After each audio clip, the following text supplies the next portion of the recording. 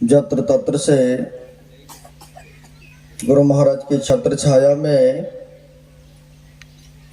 पधारे हुए हैं। जो मनुष्य शरीर का कर्तव्य है वह कर्म करने हेतु यहाँ पर आए हुए हैं। आइए जिन महापुरुषों के छत्र छाया में आनंद विभोर हो रहे हैं, एक बार बुलंद स्वर में गुरु महाराज का जय घोष करके अपने यह मुखारविंद को पवित्र कर ले। क्योंकि कहा गया है महापुरुषों का नाम लेने से सबों का जय जयकार हो जाते हैं। तो आइए गुरु महाराज का बुलंद स्वर में एक बार जय घोष कर ले। बोलिए प्रेम से श्री सद्गुरु महाराज की जय। अखंड मंडलाकारं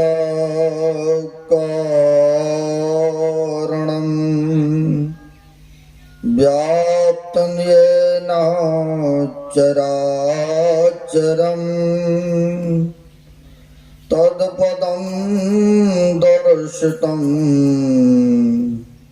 येन तस्मै श्री गुरवे नमः। परम गुरवे नमः। परापर गुरवे नमः। परमात्मा गुरवे नमः।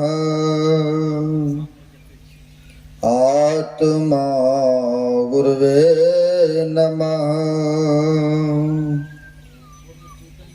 आदि गुरुदेव अनादि गुरुदेव अनंत गुरुदेव अखिल गुरुदेव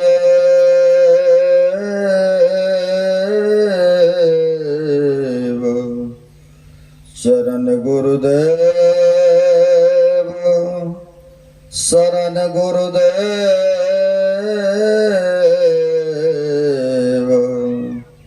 श्री गुरु महाराज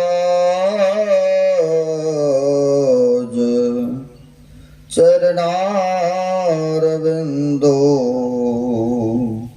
नमो नमोस्ते।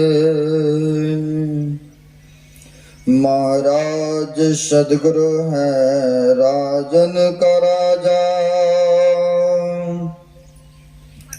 है जिनकी कृपा से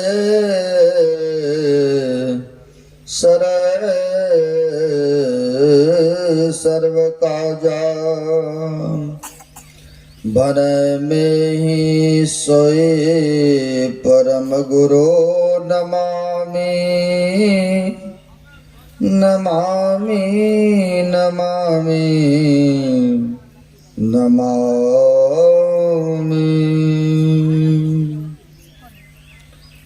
प्रातः स्मरणीय श्री घोषित जन जन में व्याप्त कन कन में विराजमान जग उद्धारक जग कल्याणकारक ऐसे परमात्मा स्वरूप गुरुदेव के पाद पद्मों में असंख्य असंख्य बार नमन है।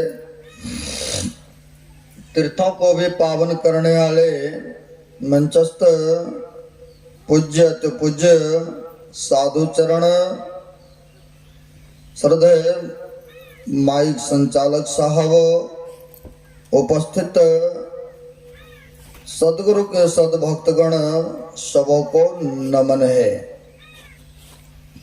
प्रत्येक वर्ष के भांति इस वर्ष भी तमाम ग्रामीण सत्संग प्रेमियों ने बड़ी खुशी उत्साह के साथ यह 2 दिवसीयों का संत मत सत्संग का आयोजन रखा है।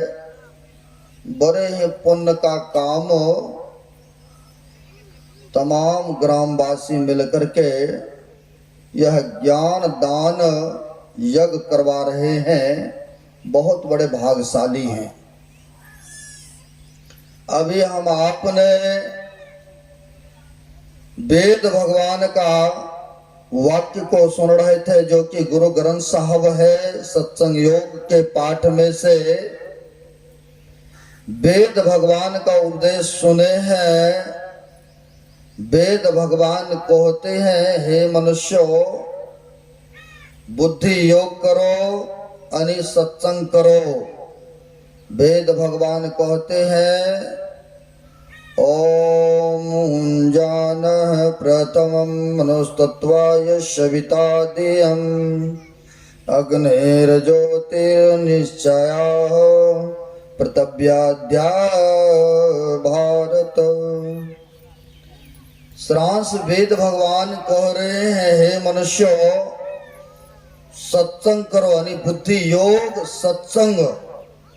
क्यों वेद भगवान सत्संग कर रहे हैं? तो हम लोगों को उपदेश कर रहे हैं, तो हम लोग पढ़ते हैं या सुनते हैं।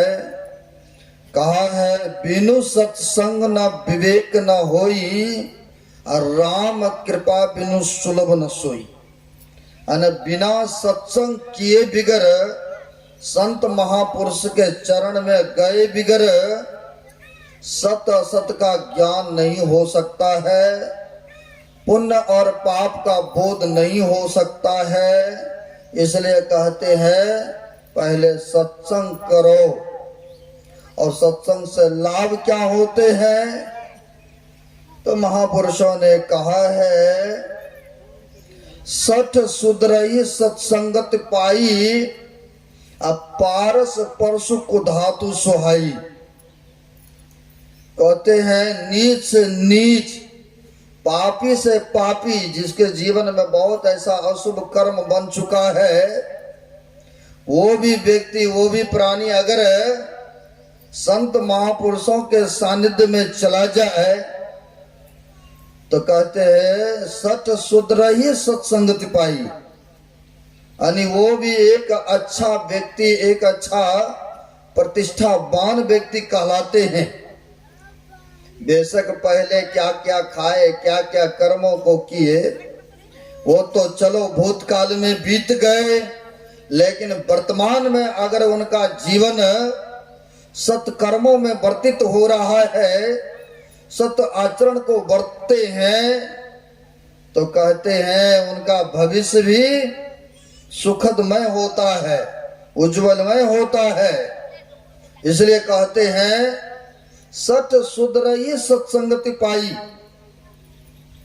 यानी पापी से पापी व्यक्ति भी अगर संत महात्माओं का सानिध्य कर ले, तो वह सुधर जाते हैं, एक अच्छा इंसान व्यक्ति बन जाते हैं।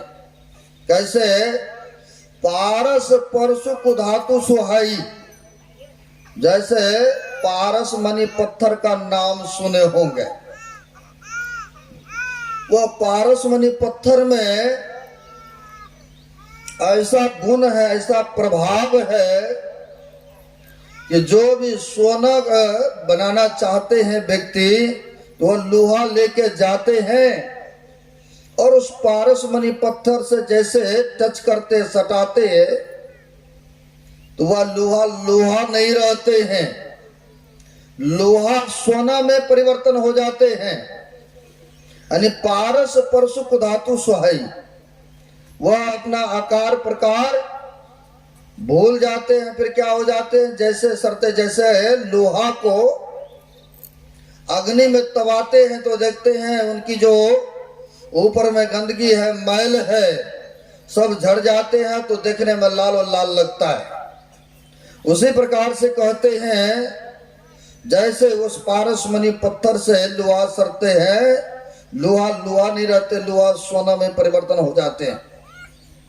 ये तो उदाहरण स्वरूप रहा, लेकिन कहते जो संत महापुरुषों के सानिध्य कर लेते हैं, यानी सत्संग में आना जाना प्रारंभ करते हैं, तो वेद भगवान कह रहे थे, हे मनुष्यों, अगर उस जगत प्रसव करता ईश्वर को तत्व ज्ञान प्राप्त करना चाहते हो, जानना चाहते हो, तो पहले बुद्धि योग करो, यानी सत्संग करो।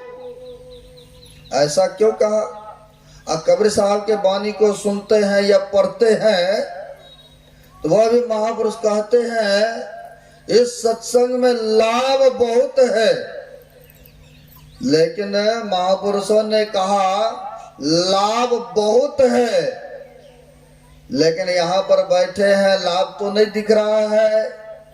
काम करते, दुकानदारी करते या मेहनत मजदूरी करने जाते तो शाम को दिखता कि भाई पॉकेट गरम हुआ, लाभ हो गया है नहीं। लेकिन यहाँ पर काम रोजगार को छोड़ के आप लोग हैं तो दिख तो नहीं रहा है। तब इसका मतलब संतों ने मिथ्या भाषण तो नहीं किए, मिथ्या प्रवचन तो नहीं किए। कहा नहीं, जो यहाँ सत्संग में आने से लाभ मिलता है, जो यहाँ पर आने से आपको पर्याप्त होता है, वह अनत्र धामों में, अनत्र तीर्थों में जाने से भी लाभ नहीं मिलता है। जो यह सत्संग में आते हैं, अब ऐसा क्यों कहा? सत सुधरइए सत्संगत पाई। कहते हैं जो संत महापुरुषों के सानिध्य करते हैं तो वह सुधर जाते हैं, एक अच्छा इंसान बन जाते हैं। तो कहते वो तीर्थों में, वो धामों में भी जाने से लाभ नहीं मिलता जो इस सत्संग में आने से आपको लाभ मिलता है। आपको हम दिखाएंगे कि सत्संग में आने से लाभ क्या मिलता है। लोग जाते हैं लाभ के लिए, कहाँ तीर्थों में, केदारनाथ, बद्री धाम, कहाँ कहाँ जाते, प्रयागराज जाते हैं कि जीवन में बहुत ऐसा अशुभ कर्म बना है, वो कर्तव्य कर्म बना है, चलो वहां जाएंगे तीर्थों में तो क्या होगा, स्नान करेंगे, पूजा पाठ करेंगे तो क्या होगा, जीवन में जो अशुभ बना है वो क्षय हो जाएगा, मिट जाएगा। लेकिन कहते ऐसा नहीं बताते हैं उपनिषदकार महापुरुष। लोग इसी ख्याल से, इसी उद्देश्य से जाया करते हैं, लेकिन उपनिषदकार कहते हैं त्रिवेणी संगमो यत्र तीर्थराज उच्यते तत्र स्नानम प्रकोपवृत्तिस्तर पापे प्रमुच्यते। लोग जाते हैं इलाहाबाद में त्रिवेणी संगम में स्नान करने, किस उद्देश्य से, किस ख्याल से कि जाते स्नान करेंगे और जीवन में जो अशुभ कर्म बना है, वो कर्तव्य कर्म बना है, उन दुखों को भोगना नहीं पड़ेगा, सब पापों से हम मुक्त हो जाएंगे, इस उद्देश्य, इस ख्याल से। लेकिन कहते ऐसा नहीं है। हाँ, जाने से आपको कुछ लाभ मिलेगा, मानता हूं, लेकिन कहते सर पापे प्रमुख से ऐसा नहीं होता है, सभी पाप ताप से रहित नहीं मिलता है। तो कहाँ जाने से उन पाप ताप से रहित होता है? तो कहते जो यह सत्संग रूपी गोता में अपने को सरोवर करते हैं, डुबकी लगाते हैं, तो कहते जो संत महापुरुषों से जुक्ति जान करके और जो ध्यान करते हैं, जो सुषुम्ना में प्रवेश करते हैं, उनके लिए कहते सर पापे प्रमुक्षते, तब वह सभी पाप ताप से रहित होते हैं। लोग फिर भी इच्छा लेके जाते हैं, भावना लेकर के, लेकिन हम दिखाएंगे आपको, जाते तो हैं तीर्थों में गया या यहाँ से बाबा धाम जाते, बैजनाथ धाम जाते हैं व्यक्ति, लेकिन जाने के उपरांत वहां पर चलो नहीं खाया नहीं पिया, मानता हूं थोड़ा देर के लिए, लेकिन अब तो ये भी देखने को मिलता है। हम लोग गए थे, यही हुआ है पिछले महीना, वहां पर भी 3 दिन का कार्यक्रम था जहां पर लोग जल चढ़ाने जाते। शिवरात्रि के लमसम में ही गए थे, तो वहां के भक्तों ने ले गए कि महाराज चलिए, अब आ ही गए तो दर्शन प्रसन एक बार हो जाए। तो मेरा भी इच्छा हुआ, हम लोग भी सब चले। जब उधर से लौट रहे थे तो देखे वहां पर नॉन वेज होटल, और कुंजे पर कोने पर ही शराब के ठीके भी देखने को मिला। मैंने कहा इस धाम में भी ये सब काम होता है भाई? कहा महाराज बिहार में तो शराब बंदी है ना, यहाँ पर लोग आते हैं, खाते हैं, पीते हैं, बहुत बिक्रियां होते हैं। अब देखिए, लोग जाते हैं तीर्थ में, लोग जाते हैं वो धाम में, लेकिन जो कर्म यहाँ घर में करते तो वही काम वहां भी। आखिर कुछ बिक्री हो रहा है तब ना उसने दुकान लगा के बैठे हैं। या चलिए हरिद्वार जाते हैं, ऋषिकेश जाते हैं, वृंदावन जाते हैं, कई व्यक्ति वहां पर नहीं खाया, नहीं पिया, नहीं नशों का अमल लिया, लेकिन वहां से जब आते अपने घर को फिर से वही काम करते हैं। जर्दा खेवे करेंगे, मांस मच्छी खेवे करेंगे, दूसरे का चुगली निंदा करवे करेंगे, दूसरे को दिल दुखेवे करेंगे। तो उस तीर्थों में गए, स्नान किए, धाम में दर्शन किए, क्या आपका सुधार हुआ? फिर से वही काम करने लगे तो सुधार नहीं हुआ, क्योंकि आपके अंदर में भी थर्मामीटर है, मुड़ी डोल रहा, नहीं हुआ। बिल्कुल सत्य वचन है आपका भी है। लेकिन जो इस तीर्थ में स्नान करते हैं, जो संतों के सानिध्य में आते हैं, तो कबीर साहब कहते हैं इस सत्संग में लाभ बहुत है ना, लेकिन लाभ नहीं दिख रहा है। तो इसका मतलब यह नहीं है कि हम सत्कर्म कर रहे हैं, पुण्य कर्म कर रहे हैं, ध्यान सत्संग करते तो कुछ मिल नहीं रहा है, ऐसा नहीं। महापुरुषों ने कहा सत्संग में लागी रहो रे भाई, तेरी बिगड़ी बात बन जाए। कहते जो सत्संग में लग करके रहते हैं उनका जन्म जन्म का बिगड़ा बात भी बन जाते हैं। कहते महा दुखों से भी बच जाते हैं जो संत महापुरुष के चरण में जाते हैं। तो फिर कहेंगे क्या लाभ है? हमारे गुरु महाराज के भी वाणी सुने हैं, नित्य प्रति सत्संग कर ले प्यारा, तेरा कार्य सरे सारा। जो नित्य प्रति सत्संग, सत्संग को भी दो भागों में बांटा है। हम लोग गुरु महाराज के वाणी को सुनते हैं, अभी सुने भी हैं। नित्य सत्संगत करो बनाई, अंदर बाहर दो विधि भाई, धर्म कथा बाहर सत्संगा, अंतर सत्संग ध्यान अभंगा। तो महापुरुष कहते हैं गुरुदेव कि यह बाहरी सत्संग भी चाहिए। जब तक बाहरी सत्संग में नहीं आएंगे तो आपको ज्ञान नहीं होगा, है ना। तो गुरुदेव कहते बाहरी सत्संग धर्म कथा, यह कथा वाचना जो महापुरुषों की वाणी होते हैं उनको भी श्रवण करना चाहिए, क्योंकि ज्ञान भी चार तरह के होते हैं ना। आप लोग सुनते हैं या पढ़ते हैं। पहला ज्ञान है श्रवण ज्ञान, जो सुनना समझना, तो कहते इसको श्रवण ज्ञान। आज सुन लिए, उसको मनन चिंतन करने लग गए, श्रवण मनन हुआ, अब फिर उसको करना प्रारंभ कर दिए निध्यासन में, यानी अपने जीवन में उतारना प्रारंभ कर दिए, तो उसको कहते निध्यासन ज्ञान।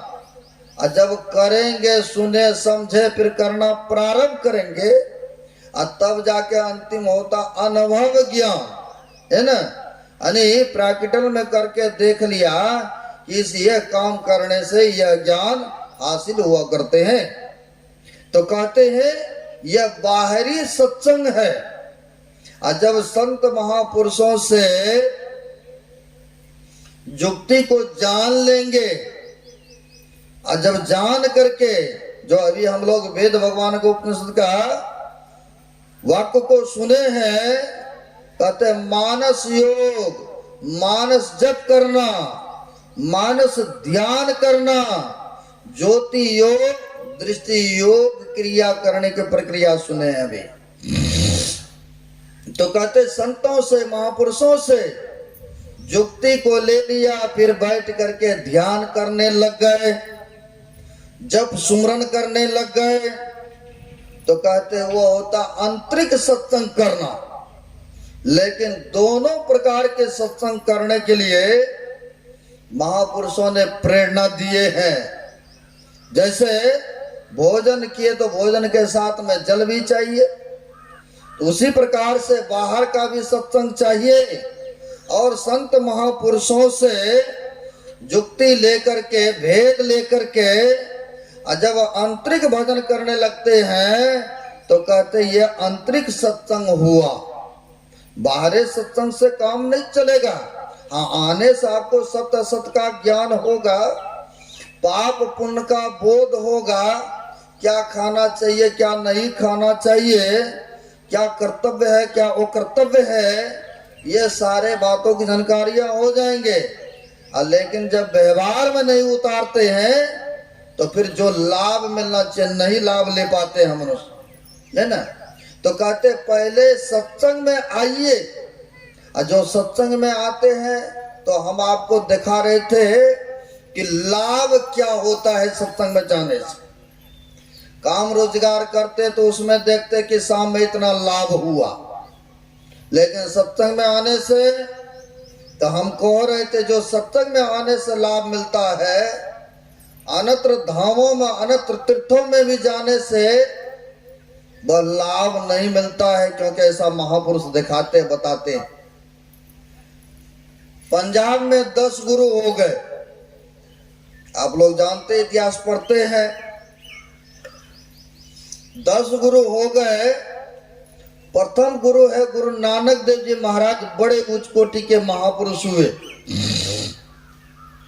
नानक देव जी महाराज अपने शिष्यों के साथ, जो कि उनके साथ में 2 प्रमुख शिष्य थे, बाला और मर्दाना नाम था, वह शिष्यों के साथ, जैसे अभी माइक संचालक साहब ने कहा, पंजाब प्रांत से भ्रमण करते करते बिहार राज्य में 9 महीना तो पंजाब में रहते हैं और 3 महीना के लिए हम लोग बाहर ही इधर ही रहते हैं। हालांकि चूंकि है तो हमारे गुरु स्थान बिहार प्रांत से हमारे गुरुदेव हैं, हमारी जन्म स्थान बिहार प्रांत से है। बेशक हमारे कर्म रह गए पंजाब की, क्योंकि डेरे बना लिए प्रसार में रहते हैं। ये भी गुरु महाराज के ही प्रेरणा है कि इनको कहाँ की ड्यूटी देंगे, सेवा देंगे, सब उनके ही हाथ में है। जन्म कहीं, कर्म कहीं हो रहा है, रोटी भाग सबका दाने दाने में कहते हैं ना, लिखा हुआ होते हैं। सब इनकी मौज है ना, इनसे क्या सेवा लेंगे। अब इसी क्रम में नानक देव जी महाराज अपने सेवकों के साथ, बाला और मर्दाना जो सेवक थे, उनको लेकर के भक्तों ने आवाहन किए। जैसे यहाँ पर 100 परिवार, 100 गांव वाले, सभी ने बड़े आदर से, कितने गाड़ी घोड़े डीजे पीजे से लाए कल रात्रि में। बड़ी खुशी हुआ हमें, बड़े उत्साह के साथ गांव वासियों ने तो आह्वान किए। वैसे ही एक भक्तों ने नानक देव जी महाराज को कि महाराज आप धर्म का प्रसार करते हैं, आप कृपा कीजिए हमारे घर पर भी पधारे, हम भी सत्संग कराना चाहते हैं, भंडारा कराना चाहते हैं। तो संत उदय संतत सुखकारी, अब भी सुखद जिमे हिंदू तुम्हारी। कहते संतों का उदय होना ही विश्व के कल्याण के लिए होते हैं ना, ये विश्व उपकार के लिए। जैसे सूर्य देवता निकला है किसके लिए? ये संसार को प्रकाश देने के लिए, सुख पहुंचाने के लिए। रात्रि में चंद्रमा का उदय होते हैं प्रकाशित करने के लिए। तो लेकिन इनका तो समयबद्ध है, सबका समय सीमा है। लेकिन संत महापुरुष तो दिन रात शुभ चिंतक में लगे रहते हैं। यह विश्व का कैसे कल्याण हो, कैसे यह मानव का सदगति हो, इसके लिए वह प्रयत्न करते रहते, धर्म का प्रसार में लगे रहते हैं। जैसे आप लोग गुरु महाराज के बारे में सुने, गुरु महाराज ने तो ध्यान साधना सुमरन करके गुफा में बैठ करके अपने आप को जान गए। आत्म साक्षात्कार कर ही लिए, लेकिन दया आते हैं संतों को, तो उन्होंने सोचा यह मानव को भी ज्ञान देना चाहिए। कहाँ पैदल यात्रा करते हुए सद्ज्ञान को वितरण किए, कहाँ तो बैलगाड़ियों पर बैठ बैठ करके जा करके, इसके लिए ना जाने कितना अपमान भी सहना पड़ा है। इतिहास जो पढ़े होंगे जानते होंगे, है ना। यानी संतों का काम ही रहा ये संसार को परोपकार करना, अच्छी रास्ता पर लाना, अच्छी राह दिखाना, ये परंपराएं रहा है। तो भक्तों ने पुकारा, महाराज कृपा कीजिए हमारे स्वनिवास स्थान पर पधारे। तो संतों ने कहा कोई बात नहीं है, करो तैयारी, हम लोग आएंगे शिष्यों मंडलियों के साथ, ये ना, शिष्यों के साथ आएंगे। क्योंकि बाला मर्दाना गायक थे, बजाते थे, गाते भी थे, तो बड़ी खुशी हुआ। अब आए उनके स्वनिवास स्थान पर, इसी तरह से टेंट वगैरह सब लगा, लोगों को पता चला कि महापुरुष सब पधारे हैं, दर्शन मात्र से बड़ी सुकून मिल रहा है और उनकी वाणी सुनने को मिलता है, बड़ी आनंद आता है। कोई भी, या ले लीजिए मोबाइल आजकल बड़ा चला है, कोई भी शब्द अगर प्रिय लगता है ना, तो लोग बार बार उस शब्द को सुनने का प्रयत्न करते हैं, है ना, बार बार वह सुनते हैं।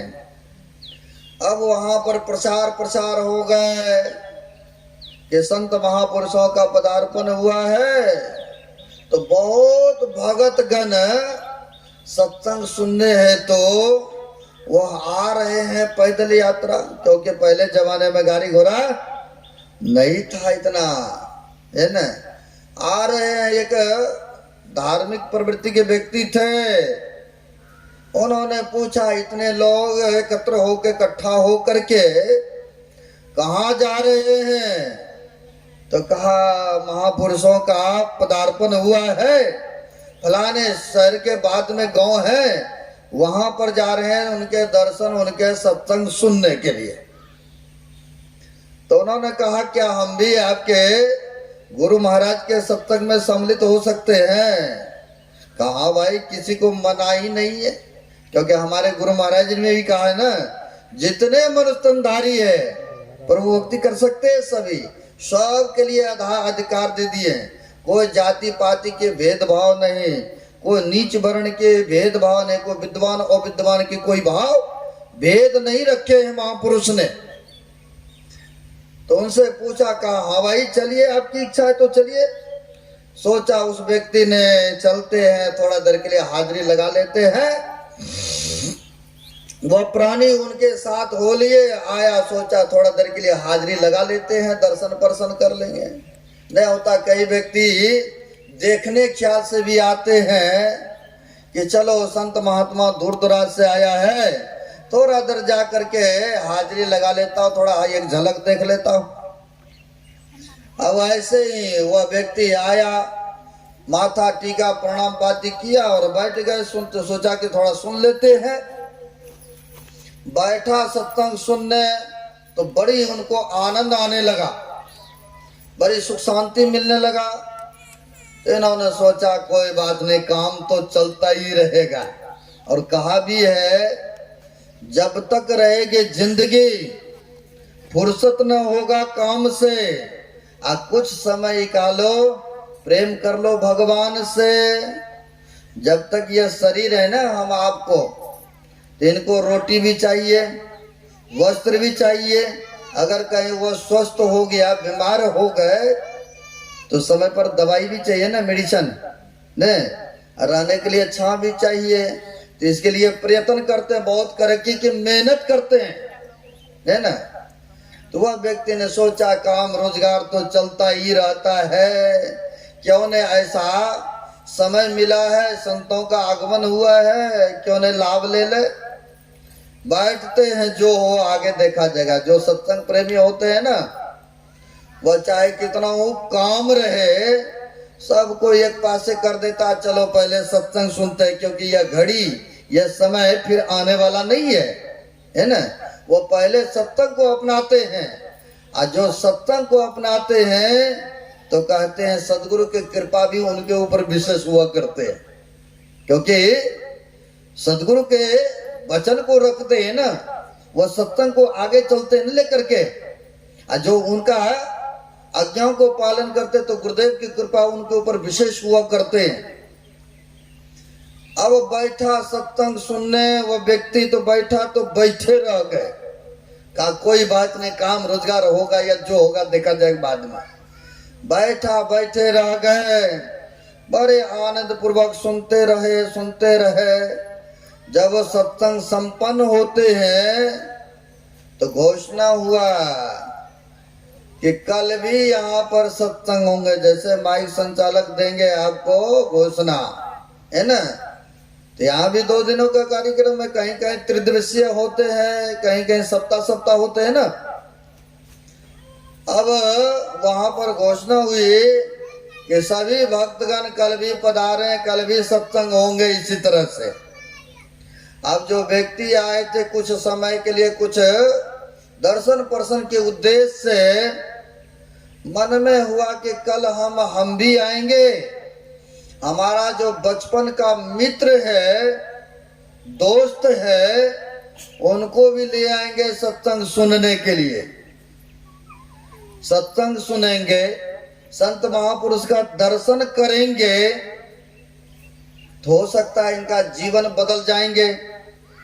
क्योंकि हम लोग सुनते हैं ना, सत्य सुधई सत्संगति पाई, यानी पापी से पापी लोग भी सत्संग सुन करके संत महापुरुषों के चरण में जाने से वह बदल जाते हैं।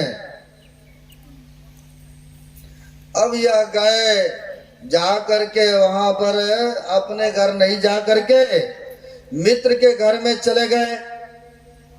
अब मित्र से जा करके निवेदन करते हैं कि मित्र, बड़े पहुंचे हुए संत महापुरुष पधारे हैं,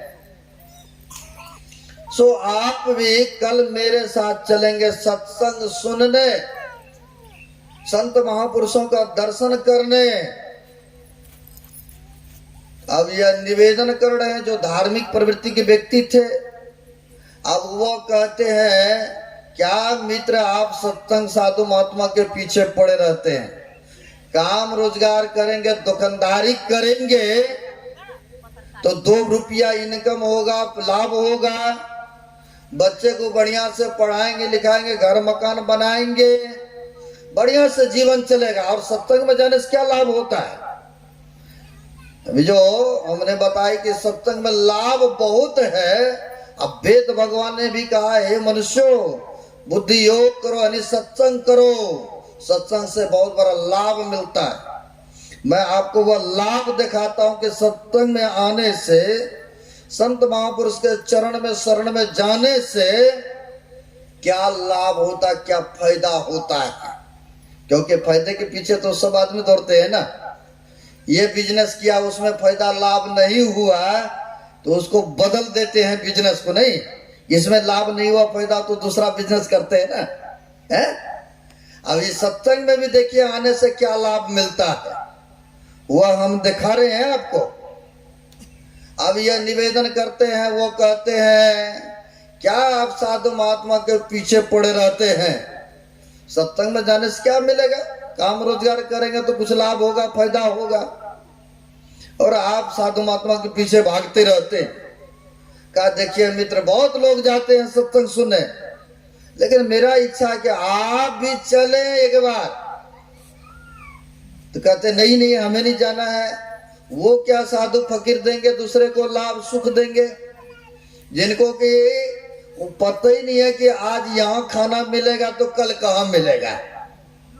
उनको ये भी नहीं है कहाँ रहेंगे कहाँ जाएंगे, वो तो स्वयं फक्कर है, फकीर है। अब वो दूसरे को क्या लाभ देंगे भाई। कहा देखो कुछ भी हो मित्र, उनके दर्शन उनके सानिध्य में जाने से ही बहुत सुख शांति मिला है हमें। तो इसलिए मैं चाहता हूं कि तुम भी कल चलो। बहुत आग्रह किया, निवेदन करने पर कहा अच्छा ठीक है मित्र, बहुत इतना ही कहते हो तो थोड़ा देर के लिए हम जाएंगे। इतना आश्वासन मिला। अपने अपने घर में दोनों मित्र या गए, रात्रि व्यतीत होते हैं। और जब सुबह हुआ तो सुबह ही उठ करके वह स्नान पूजा पाठ कर लिए, जो सत्संगी थे, धार्मिक थे, है ना। और जब यहाँ आते हैं तो देखते अभी तक सो ही रहा है, क्योंकि इनको उतना मतलब नहीं होते ना। कई व्यक्ति भी होते हैं, हमारे गुरु भक्त भी होते हैं, दीक्षा ले लिए, रजिस्टर में नाम लिखा दिए हैं, कभी हुआ समय पर उठे, ध्यान सत्संग किए किए नहीं किए, बस पड़े रहते हैं। और फिर कहेंगे कि लाभ नहीं हो रहा है ना, गुरुदेव की कृपा नहीं हमारे ऊपर हो रहा है। भाई करेंगे समय से, गुरु के आज्ञा का पालन करेंगे तब ना लाभ होगा। अब यहाँ पर आते तब तक देखते सो ही रहा है। अब धक्के साही उठाते, मित्र हम लोगों को सत्संग जाना है, अभी तक सो रहे हो, उठो। अब धक्के साही उनको उठाया, फ्रेश हुआ, नहाया धोया, चले दोनों मित्र पैदल यात्रा सत्संग सुनने। चले सुनने, पैदल यात्रा होते हुए तो एक चौराहे पर देखते हैं कि बहुत लोग घेर करके खड़ा है। कई बार आप लोग भी गुजरते हैं ना कहीं से, गांव से या शहर से, अगर 10, 20, 50 आदमी हो इकट्ठा तो जानने की उत्साह होता है अंदर से, आखिर बात क्या है इतना लोग इकट्ठा है। या किसी से पूछ बैठते हैं, या उससे भी नहीं होता तो जाकर के एक झलक देख आते हैं। नहीं, अब यह मित्र से कहते हैं, जिनको जबरदस्ती लेके जा रहे थे, कहा मित्र मैं थोड़ा देख के आता हूं, क्या बात है इतने लोग हैं। कहा छोड़ो मित्र, कुछ भी हो, चले हैं हम लोग साधु महात्मा का दर्शन करने, सत्संग सुनने, यूं ही लेट हो रहा है। कहा नहीं मैं आता हूं, गया और आया। कहा अच्छा ठीक है जल्दी है ना। गए तो वहां पर देखते हैं एक मदारी ने भालू और बंदरों का खेल तमाशा दिखा रहा है। नहीं, जहां पर के बैठने की सुविधा भी नहीं होता है, जो आंखों को रूप विषय है ना, अगर उधर जाएंगे तो एक एक विषय के कारण एक एक जीवों का हत्या होता है ना। एक एक शरीर का वहां पर हत्या होता है, जैसे रूप कारण मरे पतिंगा, है ना। तो कहते एक एक विषय कारण एक एक का हत्याएं हुआ है। लेकिन आंख को जो प्रिय लगता है, जो देखने में अच्छा लगता है ना, देखने में मशगूल हो जाते हैं। कानों को जो शब्द सुनने में बढ़िया लगता है, वो भी सुनने में बड़ी आनंद लेते हैं, है ना। बहुत ऐसे देखने को मिलता है जो कि बाल दाढ़ियां चिट्टा सफेद हो चुका है, कान में हेडफोन लगा लेंगे, और जब कहेंगे क्या सुनते हैं, बाबा कुछ नहीं सुनता हूँ, कुछ नहीं। जब कहीं जबरदस्ती किसी से ले लिया, उसके हेडफोन सुनने लगते हैं, अरे इसमें तो पुराने गाना सुन रहे, बाबा मन को बहलाने के लिए गाना सुनता हूँ। अरे भजन सुनना चाहिए, भागवत कथा देखना चाहिए, सुनना चाहिए, अच्छे अच्छे बातों को सुनना चाहिए। जीवन पर्यटन तो बहुत कुछ देखे, बहुत कुछ सुने, लेकिन अभी भी उसी के चक्कर में पड़े रहते हैं। खैर उधर नहीं जाना चाहूंगा। अब वहां पर देखने में मशगूल हो गए, जो कि बैठने के लिए कोई प्रबंध नहीं है। कहीं नाच गान होते ना, जैसे बता रहे थे, जहाँ कहीं नाच गान, ड्रामा, सिनेमा और सर्कस हो जाए तो बिना बुलाए, बिना कहे वहां पर भरपूर आदमी आएंगे, है ना। क्योंकि इस मन को आनंद आ रहा है ना, आंखों को देखने में बड़ी आनंद आ रहा है ना, शब्द सुनने में कानों को बड़ा अच्छा लग रहा है, इसीलिए उसमें मशगूल होते हैं। खैर अब ये देखने में भी व्यक्ति मशगूल हो गए। जो धार्मिक थे, सत्संगी थे, वो सोच रहा है लेट हो रहा है, चलो चलते हैं जल्दी। आया उनको बुलाने के लिए मित्र, क्या आप खेल तमाशा में अटक गए हैं, चलिए चलते हैं, सत्संग सुनने जा रहे हैं ना, संत महापुरुषों के दर्शन करने, क्या आप इसमें पड़ गए हैं। अब उल्टी जवाब, क्या जवाब देते हैं, कि मित्र आप तो हमारे हाथ धो के ही पीछे पड़ गए, इतने आदमी है, इनको भी कहिए सत्संग में जाने के लिए, तब ना मानो। आप तो हमारे हाथ धो के पीछे पड़ गए, जाइए हम भी नहीं जाएंगे। अब भाई जिन पर जिनको अधिकार है उन्हीं पर धक्काशाही है, जबरदस्ती कर सकते हैं, सब पर तो नहीं होगा है। ये बेचारे का मित्र था। जैसे आप लोग भी धर्मपरायण हैं, सत्संगी हैं, आप भी एक दूसरे को प्रेरणा करते हैं, भाई चलो सत्संग हो रहा है वहां पर फलाने जगह, बाबा लोग आए हैं पंजाब से, चलो सत्संग सुनना, दर्शन पर्शन होगा। यानी धर्म काम में जोड़ना चाहते हैं, लेकिन उनके संस्कार में नहीं, भाग्य में नहीं है। अब वो कहते जाइए आपको जाना हो, हम नहीं जाएंगे। अब बेचारा निराश हो करके क्या करते, समय बीत रहा था ना, निराश होकर के आया, प्रणाम पाती किया, बैठ गए सत्संग सुनने। जब तक सत्संग चला बड़े श्रद्धा के साथ, प्रेम के साथ सत्संग सुनते रहे। आज जैसे सत्संग संपन्न हुआ, प्रसाद लेकर के अपने अपने घर जाते हैं ना, जाने लगे पैदल यात्रा करते हुए। तो पैदल यात्रा करते जा रहे थे, और सड़क कहीं कहीं ऊंचा नीचा भी होते हैं ना, जाते जाते क्या हुआ, पैर में चोट लगा, नाखून उखड़ गए, नाखून उखड़ा, रक्त निकल गए। और जब रक्त निकल गए तो पट्टी छट्टी बांध के किसी तरह से निंगराते निंगचाते घर पहुंचा। और वह जो मित्र थे खेल तमाशा देख करके जा रहे थे, तो देखा एक जगह जमीन में एक मटका घड़ा दबा हुआ उनको दिखाई दिया। जब दिखाई दिया उसने उस मटका को निकाला। नहीं, कई बार कहते कोरते कोरते ना जमीन को, कई खजाना किसी को मिल जाता है भाई। कई बार ना घर का नींव पत्थर लेते हैं ना, जो प्राचीन काल का होता है ना दबा हुआ, या किसी ने भूल गया तो वो मिल जाता है कई बार। अब वहां पर उनको दिखाई दिया, उसने निकाला उस मटका घड़ा को, और जब निकाला तो देखा उसमें राख भरा पड़ा है। तो राख को उल्टाया, नीचे में डाला, और नीचे जब उझला गया तो उनमें देखते एक सोने की सिक्का भी पड़ा था। अब वह सोने की सिक्का लेकर के बड़ा खुश हुआ। बिना कमाए हुए किसी को धन मिल जाए ना, तो बड़ा वह आनंद मानते हैं कि हमको मिल गया बिना कमाए हुए हैं।